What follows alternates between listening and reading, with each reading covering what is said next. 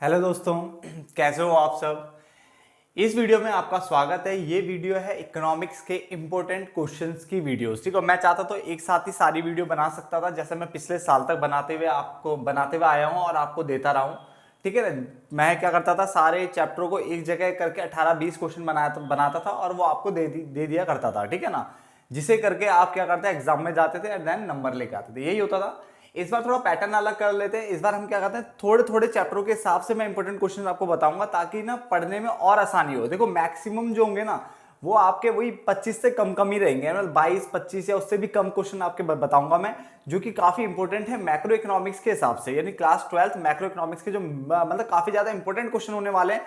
किसके लिए? 2024 के सीबीएसई बोर्ड। देखो कुछ क्वेश्चन तो ऐसे होते हैं जो कि क्या है, हर बार एक ही टाइप के रहते हैं और इंपॉर्टेंट होते हैं, आता है क्वेश्चन। ठीक है ना कहीं घुमा फिरा करके वो चीज पूछता तो वो क्वेश्चन भी मैंने यहाँ पे रखा हुआ है। और हम वो सारी चीजें भी बात करेंगे जो कि हमारे एग्जाम के पॉइंट ऑफ व्यू से काफी ज्यादा इंपॉर्टेंट है। तो सबसे पहले मैंने स्टार्ट किया, अगर मैं टीआरजन के हिसाब से बात करूं तो 1 से लेकर 4 चैप्टर मैंने यहाँ पे लिए। सबसे पहले मैं नेशनल, यानी सीधा बोलूं तो नेशनल इनकम से रिलेटेड, बेसिक और नेशनल इनकम से रिलेटेड मैंने चैप्टर यहाँ पे ले लिया है।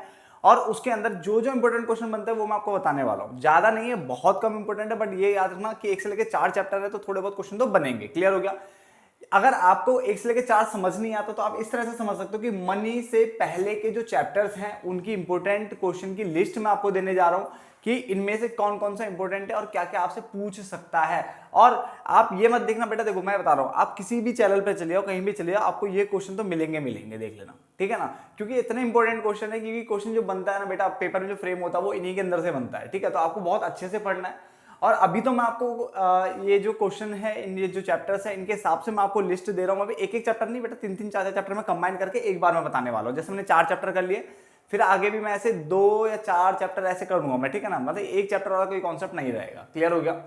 अभी हम बात क्या कर रहे हैं बेटा, कि जो इंपॉर्टेंट क्वेश्चन है, अभी मैंने आपको ये बोला कि आपको ये क्वेश्चन बेटा रट्टा मारना है, और अगर आपको क्वेश्चन के आंसर नहीं मिल रहे तो मुझे बता देना, मैं एक दिन लाइव आकर के ये सारे क्वेश्चनों के जो आंसर है वो आपसे डिस्कस भी कर लूंगा, अगर आप चाहते हो तो। ठीक है ना, बट अभी हम बात कर लेते हैं। वैसे तो बेटा सारे आंसर्स जो है बेटा आसानी से मिल जाएंगे, गूगल पे, आपके नोट्स में हर जगह मिल जाएंगे। तो सबसे पहला क्वेश्चन जो हमारे पास है बेटा वो है कि what lowers the significance of GDP as an index of welfare. बेटा जीडीपी और वेलफेयर के ऊपर जो क्वेश्चन है ना, वो सालों से इंपॉर्टेंट बना हुआ रहता है, और हर बार ये क्वेश्चन क्या है, कहीं ना कहीं घूम फिर के देखा जाता है कि पेपर में आ ही जाता है। ठीक है ना, घूम फिर कर आता है। तो इस क्वेश्चन को तो आपको प्रिपेयर करना है। ठीक है, कि GDP what lowers the significance of GDP as an index of welfare. Clear हो गया। ये पहला मैंने ऊपर देखो हेडिंग भी डाली है, macro economics important question chapter national income, मैंने लिखा है जानबूझ करके ताकि आप समझ जाओ। इससे रिलेटेड मैंने सारे चैप्टर यहाँ पे कवर कर लिए, मनी से पहले पहले वाले 2024 सीबीएसई बोर्ड के लिए बहुत ज्यादा इंपॉर्टेंट है। क्लियर। अभी हम बात कर रहे हैं कि what lowers the significance of GDP as an index of welfare, यानी आपको जीडीपी एंड वेलफेयर वाला जो क्वेश्चन होता है वो आपको अच्छे से रट्टा लगाना है, क्योंकि ये क्वेश्चन जो है ना बेटा, या तो पूरा आएगा या तो किसी एक पर्टिकुलर पॉइंट के ऊपर आ सकता है। जैसे एक्सटर्नलिटीज क्या होती है, ठीक है ना, नॉन मॉनेटरी ट्रांजेक्शन्स क्या होते हैं, ठीक है, कंपोजिशन ऑफ जीडीपी बता दो। तो ये इसके जो 4 पॉइंट्स है ना इसके अंदर, वो आपको चारों के चारों अच्छे से रट्टा मार के घोल करके पी लेना है, क्योंकि इनमें क्या है, एक ना एक पॉइंट तो आ ही जाता है। ठीक है ना। चलो, इसको इस तरह से भी मैंने एक क्वेश्चन हमेशा से फ्रेम करता हूं, आज भी मैंने ये डाला हुआ है क्वेश्चन की sale of petrol and diesel car जो है, पेट्रोल और डीजल कार जो है is rising particularly in big cities. And big cities में क्या है, इनकी सेल लगातार बढ़ती जा रही है, तो इसका इंपैक्ट जीडीपी और वेलफेयर पे क्या होगा ये आप बता दो। या फिर ऐसा आ सकता है कि इलेक्ट्रिक व्हीकल, जो इलेक्ट्रिक कारें एंड ऑल होती है, इनकी जो सेल है अब बढ़ना स्टार्ट हो चुकी है, तो इसका जीडीपी और वेलफेयर पे क्या असर पड़ेगा। ये ऐसा आ सकता है कि अगर मान लो लिकर, यानी जो शराब होती है, सिगरेट्स होती है, इनको अगर बैन कर दिया जाए कंट्री में, शराब सिगरेट जो होती है, अगर इनको बैन कर दिया जाए कंट्री में, तो इसका जीडीपी और वेलफेयर पे क्या प्रभाव पड़ेगा। क्लियर है ना। तो इस टाइप की चीजें आपसे पूछा जा सकता है, इसका इंपैक्ट पूछा जा सकता है। तो आपको सीधा सीधा मेन बोलूं तो इसके चारों पॉइंट आपको अच्छे से करने, अपना भी कवर हो जाएंगे। क्लियर हो गया। चलो, उसके बाद हम बात करते हैं क्वेश्चन नंबर 2 की। इसमें लिखा है explain the circular flow in 2 sector economy, यानी 2 सेक्टर इकोनॉमी में सर्कुलर फ्लो को आपको समझाना है। उसके साथ में उसके सिग्निफिकेंस, ये पहले से मैं इंपॉर्टेंट बताता रहता हूं हमेशा। ठीक है ना। और उसके जो फेजेस होते हैं, जो 3 फेजेस होते हैं बेटा, वो आपको यहाँ पे लिखने हैं। क्लियर हो गया।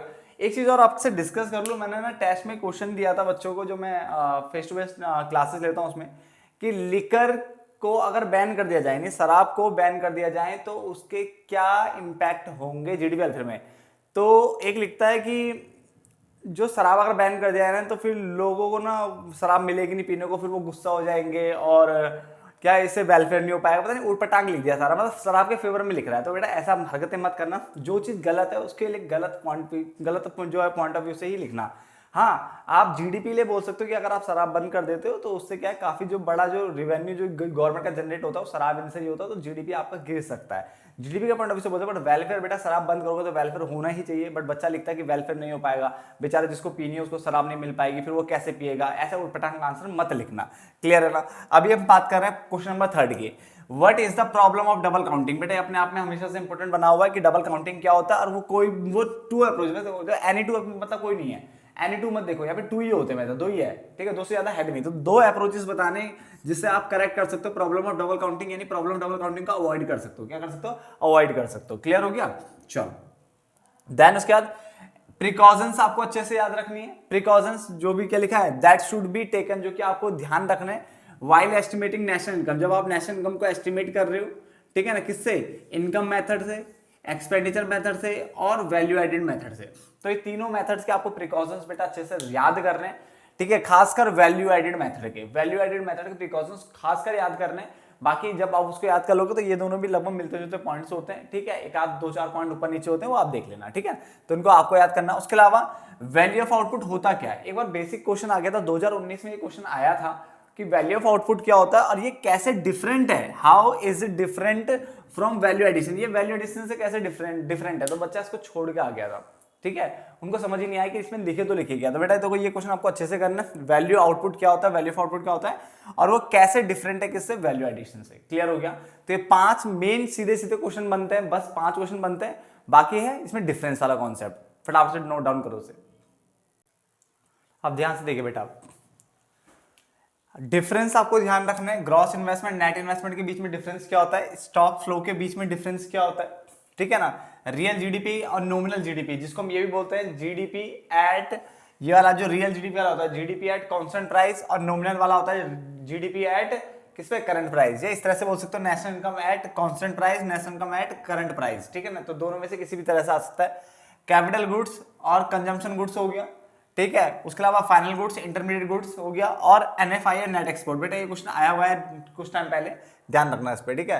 तो ये हमारे पास जो है ना, ये जो जीडीपी वाला बेटा, ये जीएनपी के अकॉर्डिंग पूछा सकता है ना, ग्रॉस और डोमेस्टिक नेशनल, तो आपको पता ही होगा। तो ये कुछ डिफरेंस है जो कि आपको पढ़ने हैं। इसके अलावा एक बेसिक सा डिफरेंस था, जब ये एनएफआई और नेट एक्सपोर्ट पूछा गया था तो उससे ठीक कुछ टाइम पहले एक और क्वेश्चन आया था कि नेशनल प्रोडक्ट क्या होता है और डोमेस्टिक प्रोडक्ट क्या होता है। इसका मतलब नेशनल और डोमेस्टिक के बारे में लिखना था, यानी नेशनल इनकम डोमेस्टिक इनकम को आप समझा लेते तो वो हो जाता।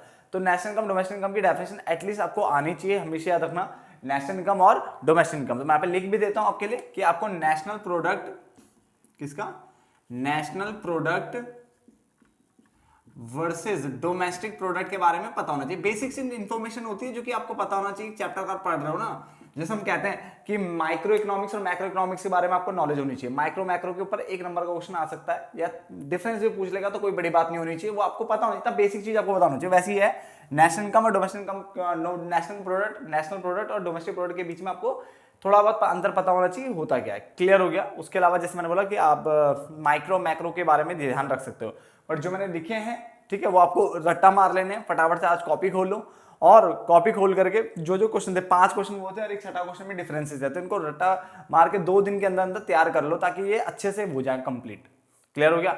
मिलते हैं फिर एक और जो वीडियो में, जहां पे मैं आगे कुछ चैप्टर्स के बारे में बात करूंगा, खासकर उसमें मैं बात इंक्लूड करूंगा आपका मनी बैंकिंग, और उसके आगे जो साथ में जो एग्रीगेट डिमांड वाला चैप्टर है वो पूरा, वो 3-4 चैप्टर का सम अप करके एक साथ ही कर दूंगा, 5 चैप्टर एक साथ बना दूंगा, ठीक है ना।